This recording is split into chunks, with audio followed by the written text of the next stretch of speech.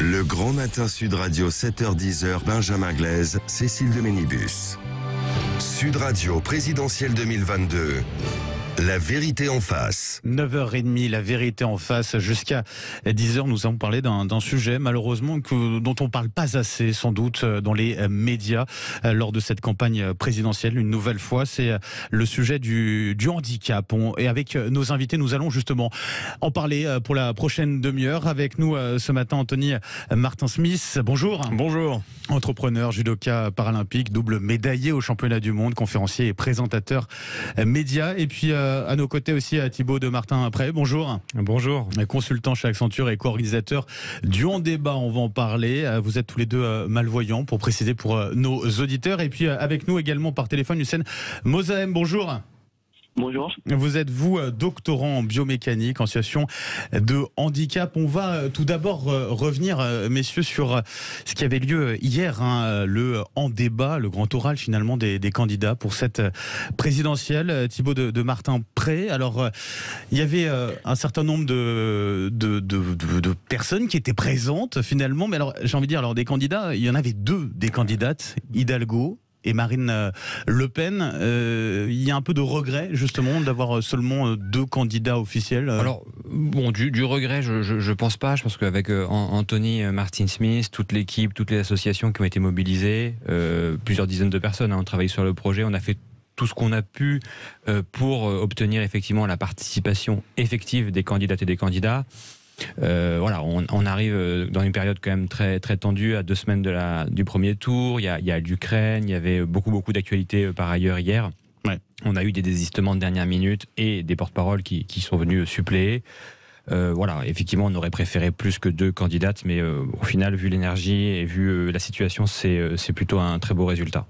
Anthony Martin-Smith, le bilan, il est globalement positif. Qu'est-ce que vous retenez plus ou moins justement de ce débat, de ce grand oral ? Ce qui est positif, c'est qu'on a parlé de handicap pendant la campagne présidentielle, là où on avait du mal à le faire auparavant.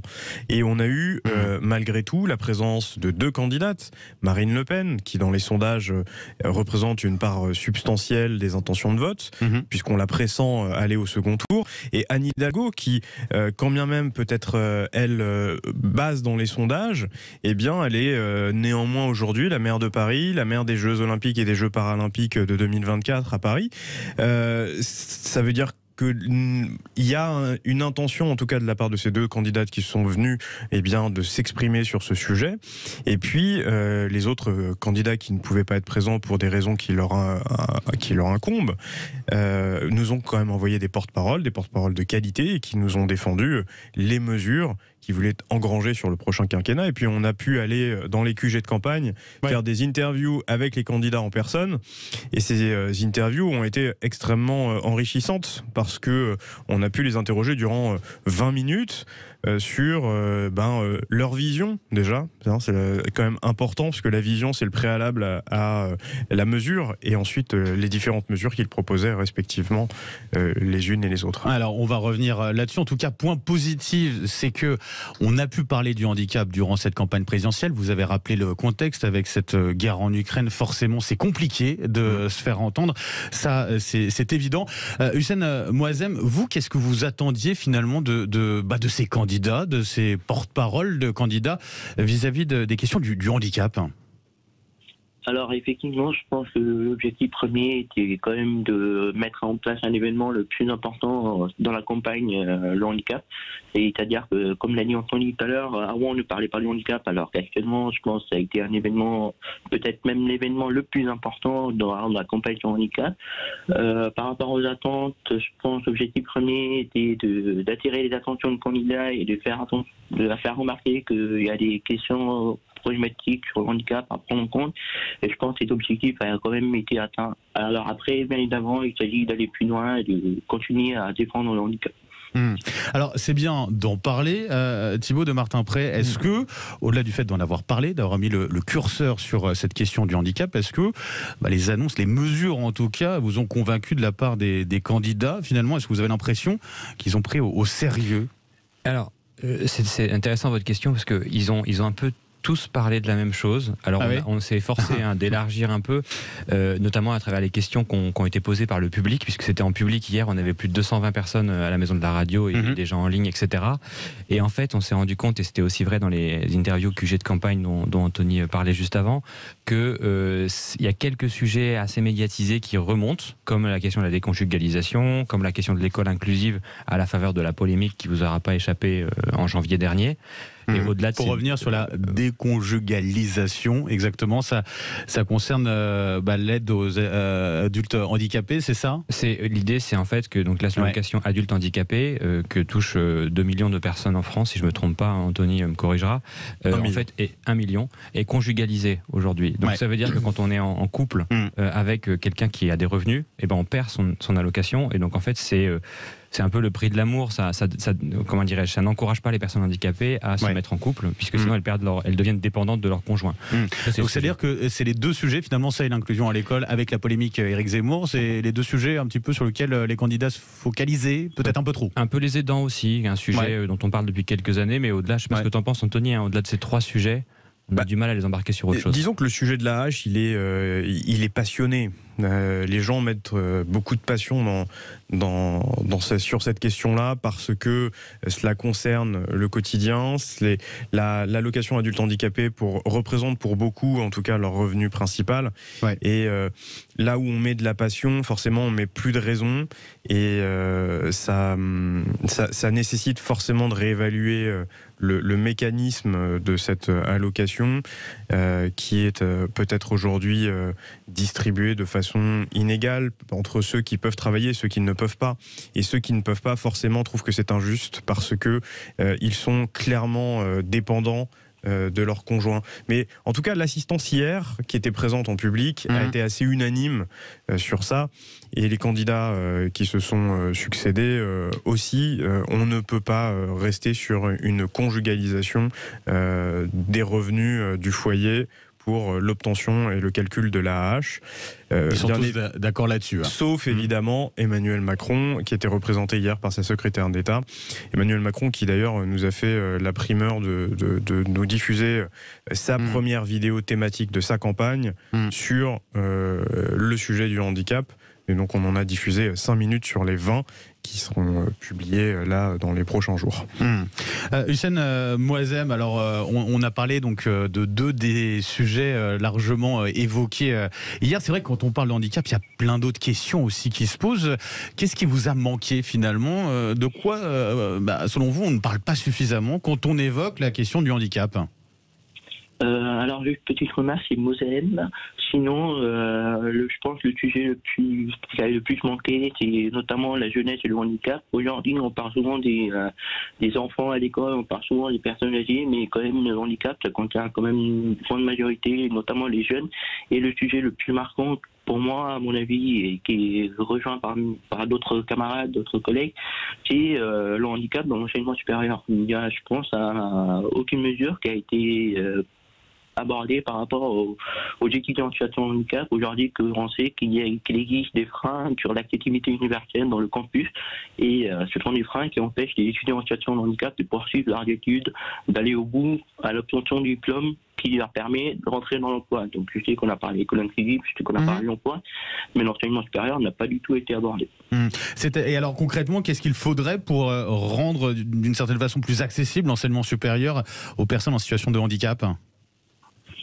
On peut pas apporter une réponse directement comme ça, mais cela passe notamment par la sensibilisation des différents acteurs concernés, à savoir les enseignants, à savoir les personnels administratifs. Cela passe évidemment aussi par l'accès à l'information. On sait qu'aujourd'hui, les étudiants s'autocensurent pour rentrer dans l'enseignement supérieur, tout simplement parce qu'ils ne savent pas que telle université, telle école n'est pas accessible, alors qu'en fait, elle l'est. Cela passe par l'accessibilité pédagogique, notamment, c'est-à-dire les cours ne sont pas accessibles. Et nous, on va même plus loin, c'est que la vie étudiante, ce n'est pas seulement les cours, ce n'est pas seulement l'université, mais c'est aussi tout qui est autour, à savoir notamment le logement. Je pense que le logement, on en a beaucoup parlé. Mais il y a aussi la vie culturelle, la vie sportive, la vie associative notamment. Je pense qu'aujourd'hui, pour être citoyen à part entière, la vie associative, c'est quelque chose qui permet de se sentir bien, tout simplement. dans la vie étudiante.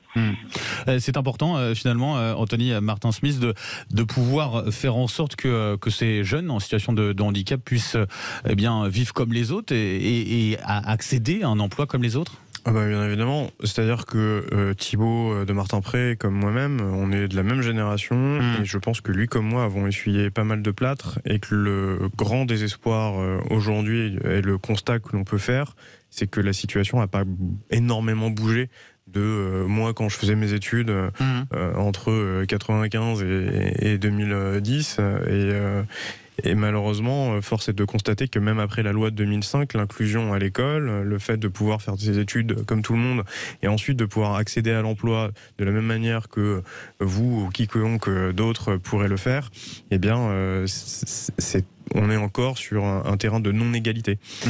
Et pourtant, la plupart des candidats, et alors même du côté du camp d'Éric Zemmour, on est revenu sur la polémique, lui qui parlait d'établissements spécialisés, a priori, il penche davantage sur de l'inclusion dorénavant, c'est ça? C'est un peu là-dessus qu'il s'est repris? En fait, c'est une polémique qui est bien plus médiatique que sur le fond même du sujet. Je ne prends absolument pas défense pour Éric Zemmour. Ce que je veux dire, c'est que ce qu'il a dit, il n'y avait pas tant d'idiotie non plus que cela.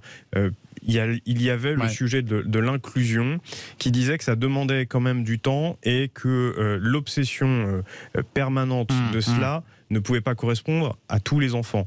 Et donc là-dessus, une fois encore, il y a le sujet quand on prend de la façon avec passion ou avec raison. Si on le prend avec raison, tout le monde est d'accord sur le fait de dire que l'inclusion c'est exceptionnel et c'est ce qu'il faut faire. Et lorsque nous sommes dans un schéma d'exclusion, bien évidemment, ça c'est juste la mesure qu'il ne faut pas suivre et avoir. Donc, si je reprends par exemple ce que disait Laurence Trochu qui représentait Éric Zemmour hier, Éric Zemmour voulait créer donc 50 000 postes d'AESH. Ça, tous les candidats veulent le faire également. Alors, pas sur le même nombre, là-dessus ça diffère de l'un à l'autre, et veut prolonger la présence... Les accompagnants d'élèves en situation de handicap, juste pour préciser pour nos auditeurs. Et il veut prolonger la présence des AESH jusqu'à l'université. Valérie Pécresse, elle, de son côté, elle veut créer la mobilité des élèves et des étudiants en situation de handicap, notamment sur les programmes à l'international. Puisque là aussi, on le sait bien, les écoles à l'étranger apportent énormément dans le CV et la carrière d'un jeune étudiant qui débute dans l'emploi. Et donc, elle veut favoriser la mobilité des étudiants en situation de handicap. Donc, là-dessus, il y a quand même des mesures qui sont proposées. Maintenant, il y a ce qui nous est dit aujourd'hui sur la base d'un programme et ce qui sera possiblement réalisable demain. Thibaut de Martin-Pré, justement, on entendait Anthony Martin-Smith à l'instant parler de la difficulté aussi de s'insérer dans le marché du travail quand on est en situation de handicap. C'est quelque chose que vous avez vécu aussi personnellement, c'est ça ? Effectivement, et tout est lié en fait. Quand on parlait de difficulté d'accéder à l'enseignement supérieur, eh bien derrière il faut des diplômes pour la plupart des métiers. Enfin, si vous voyez ce que je veux dire. Et en fait, c'est un continuum à avoir. Et on voit bien que le niveau d'études des personnes en situation de handicap est plus faible que la population en général. Donc ça ne facilite pas forcément, évidemment, l'inclusion dans l'emploi. Alors comme vous le savez, il y a des obligations légales de 6% de quotas de personnes handicapées dans les entreprises publiques et privées, mais qui sont peu respectées. On est à 4, je crois, on n'est pas à la cible. Voilà, du fait que les entreprises le disent, ou les administrations le disent, la difficulté d'identifier les personnes en situation de handicap ayant les bons diplômes. Et puis il n'y a pas que ça, il y a aussi la question des représentations du handicap dans l'entreprise, où beaucoup de personnes en situation de handicap invisibles, puisque comme vous le savez peut-être, 80% des handicaps sont invisibles, les gens ne souhaitent pas se faire identifier comme tels auprès de leurs ressources humaines, etc., employeurs, parce que par peur de stigmatisation, parce que je crois que le handicap c'est toujours quelque chose qui est mal connoté, qui renvoie à une certaine forme de faiblesse ou de difficulté. Et pour autant, elles auraient tout intérêt à le faire, puisque par exemple, prenons le cas d'une personne qui peut être épileptique, elle travaille dans une usine, sur une chaîne, elle peut se mettre en danger mettre en danger les gens qui sont autour d'elle, parce qu'elle n'a pas prévenu qu'elle était dans dans l'épilepsie et lorsqu'elle fait une crise, eh bien, elle se met en danger, elle met en danger les autres. Et alors même qu'elle peut avoir un accompagnement spécifique et des accompagnements au poste. Et le handicap, ça touche aussi même la maladie. Lorsqu'on a un cancer, par exemple, on a peut-être intérêt à se faire déclarer en situation de handicap et avoir la reconnaissance de qualité de travailleur handicapé, la RQTH, de sorte à avoir des aménagements de poste, des aménagements de temps qui nous permettent d'aller se faire examiner pour les soins et avoir ses soins à l'hôpital en toute sérénité. Le handicap, aujourd'hui, il faut se retirer ça de la tête, ce n'est pas une tare. C'est quelque chose qui arrive et qui arrivera à chacun d'entre nous un jour ou l'autre, soit par un accident, soit par naissance, ou soit par la vieillesse. Mais d'ailleurs, on rappelle un chiffre, 12 millions, c'est le nombre de personnes en France en situation de handicap déclaré. Vous avez raison de le rajouter, Anthony Martin-Smith, vous restez avec nous. 11 millions de Français, eux, seraient proches aidants. Ça, on va en parler justement des aidants dans un instant. Vous restez avec nous, bien sûr, sur Sud Radio, avec nos invités également, Thibaut de Martin-Pré et Hussein Moazem, qui est avec nous par téléphone. À tout de suite sur Sud Radio. Le Grand Matin Sud Radio, 7h-10h, Benjamin Glaise, Cécile de Ménibus. Sud Radio présidentielle 2022.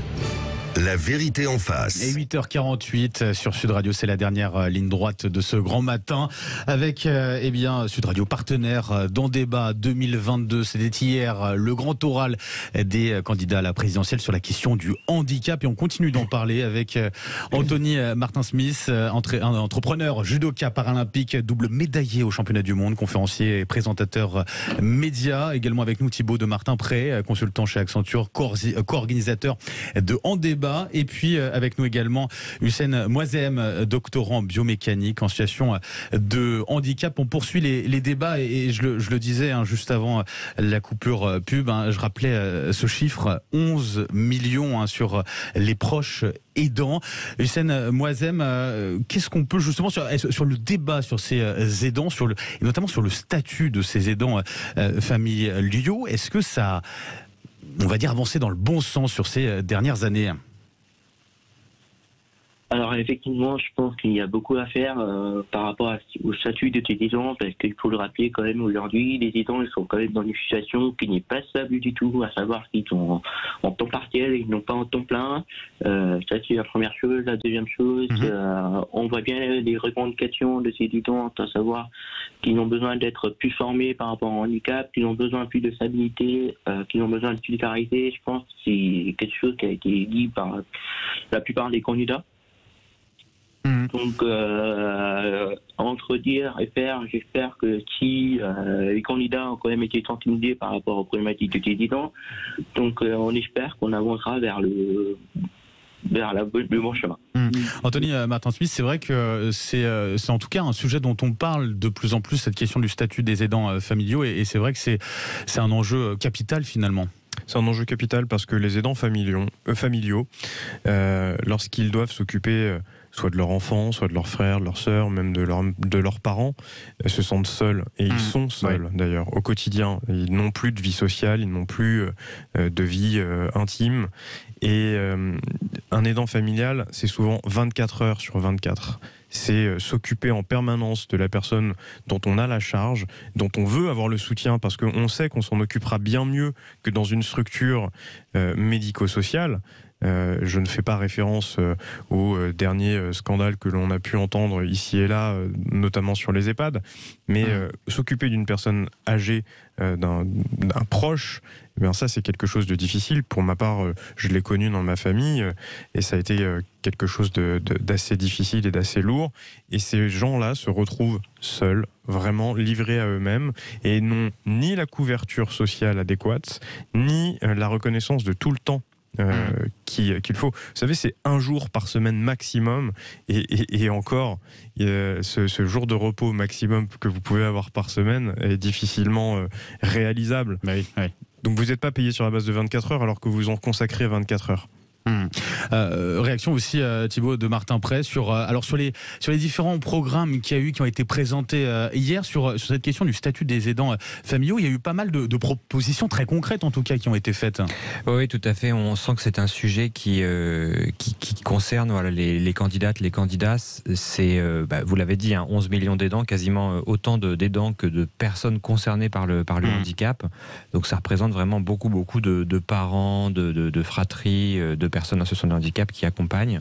Donc la plupart des candidats qui sont venus hier à En Débat à la Maison de la Radio ou leur porte-parole ont évoqué ce sujet. Je pense notamment à Adrien Quatennens qui était là pour Monsieur Mélenchon, qui en a parlé, qui propose dans le programme de la France Insoumise effectivement des mesures en faveur du soutien aux aidants, des mesures majoritairement financières, de rémunération financière, la reconnaissance du statut, la reconnaissance aussi des congés. Voilà, ils veulent vraiment créer ce genre de statut.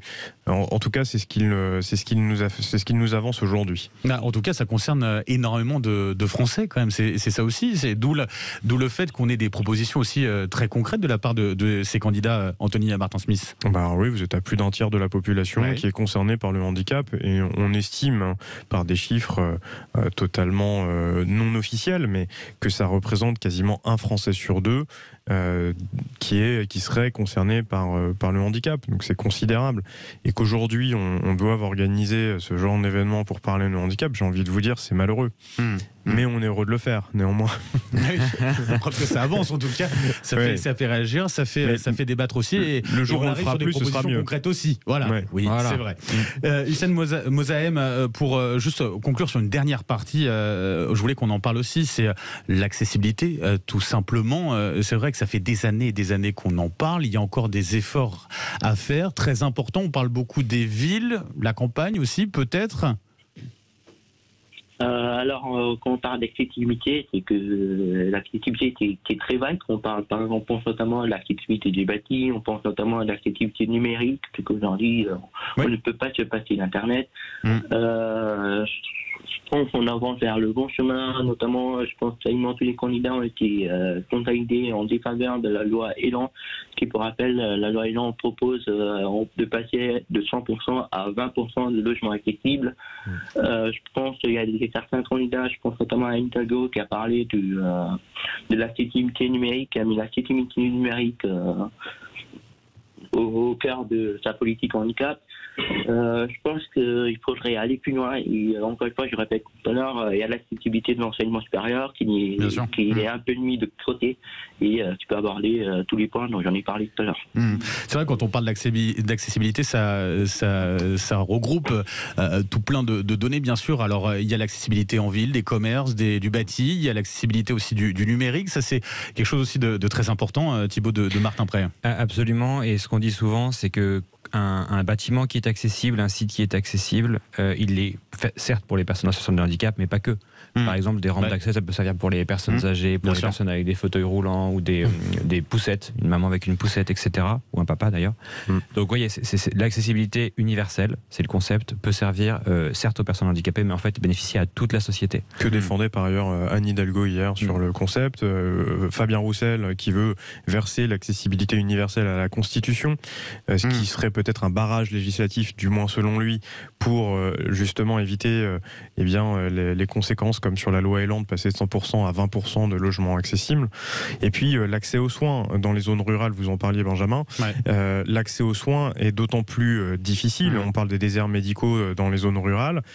Quand vous êtes en situation de handicap, vous nécessitez parfois des soins supplémentaires et qui sont extrêmement handicapantes, et c'est le terme, au quotidien. Bien sûr, et puis, vous savez, les personnes en situation de handicap, quand elles sont à l'AAH, c'est que finalement, cette allocation, elle a été pensée pour pallier la non-accessibilité de la société. Je crois que ce que rêve tout un chacun et tout un chacune, c'est que nous n'ayons plus besoin de ce genre d'allocation parce que la société serait pleinement faite pour accueillir absolument tout le monde. Alors, en tout cas, on peut retrouver effectivement l'ensemble de ces débats. On peut rappeler peut-être le site. Absolument, c'est l.h22.fr. Excuse-moi. Ça, c'est pour le live. H22.fr pour retrouver l'ensemble des mesures des candidats, les programmes et puis les interviews Sud Radio, faites en QV. sur la page Sud Radio YouTube. partenaire avec les Tout à fait. associations aussi. Les associations que je recite, donc il y avait l'ADAPT, l'association donc qui a créé la semaine pour l'emploi en novembre avec le président Éric Blanchet, la CFPSA qui est le collectif en fait de l'ensemble de la déficience visuelle en France, la PHPP, président Mathieu Annereau et En Dynamique. Eh ben merci beaucoup Thibaut de Merci. Martin-Pré, consultant chez Accenture, co-organisateur donc de En Débat. Merci aussi à vous Anthony Martin-Smith, entrepreneur, judoka paralympique, double médaillé au Oui, championnat bon, du ça monde. va. On le rappelle. C'est Mais ça fait impressionnant, plaisir. Tony, hein. mais ça fait Ça 15 fait plaisir. Moi, ça me fait pas plaisir. Mais... Ah ouais. Non. Bah, nous ça nous fait plaisir en tout cas. Effectivement, C'est de gentil. rappeler aussi bah voilà, ce prestige aussi, c'est important de le dire. Et puis merci aussi à Hussein Mozahem, doctorant en biomécanique en situation de handicap, qui était avec nous par téléphone. Merci à vous trois. Et bah, Merci à maintenant, vous on de en nous sait avoir beaucoup reçus. plus sur Merci, ces questions du handicap dans le cadre de cette campagne présidentielle. Allez.